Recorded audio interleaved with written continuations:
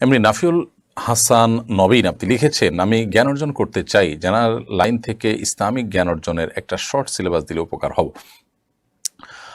ভাই নাফিউল, আপনার দিনই জ্ঞান অর্জনের জন্য আমরা আপনাকে পরামর্শ করব কিছু বই পুস্তকের প্যাকেজ নেওয়া। এর ভিতরে কোরআন কারীমের একটি অনুবাদ আপনার কাছে থাকতে পারে, যে অনুবাদ এর আলোকে গোটা কোরআন আপনি বোঝার চেষ্টা করবেন, জানার চেষ্টা করবেন। কোনো আলেমের তত্ত্বাবধানে থেকে কোনো জায়গায় কনফিউশন হলে কোনো ভালো দক্ষ আলেমের শরণাপন্ন হবেন। এর পাশাপাশি হাদিসের একটি সংকলন আপনার কাছে থাকতে পারে, রিয়াদুস সালিহিন থাকতে পারে, এটা উৎসাহব্যঞ্জক। আর আমল, আমাদের দৈনন্দিন জীবনের আমলগুলোকে জানার জন্য যদি হয় তাহলে ফিকহুস সুনানি ওয়াল আসার আমিরুল হাসান রাহিমাহুল্লাহ আব্দুল্লাহ জাহির অনুবাদ করেছেন, সেটি হতে পারে। তারপরে আল ফিকহুল মুয়াস্সার হতে পারে, তারপর বুলুগুল মারাম হতে পারে।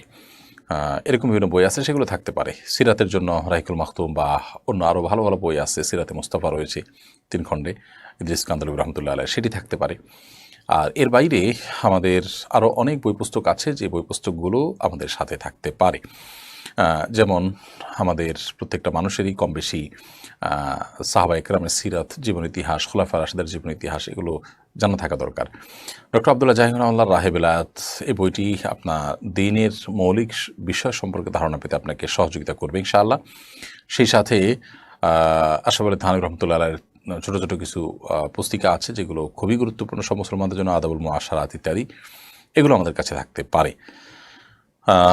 আমরা আসুনা ফাউন্ডেশন থেকে যে কোরআন বর্ষের ঘোষণা দিয়েছি, সেখানে একটি পুরস্কার থাকছে পারিবারিক লাইব্রেরি। এই পারিবারিক লাইব্রেরিতে কমপ্লিট একটা ফ্যামিলিতে যতগুলো দিনী বই থাকার প্রয়োজন আছে, সবগুলো আমরা এখানে দেওয়ার চেষ্টা করবো ইনশাআল্লাহ তাআলা।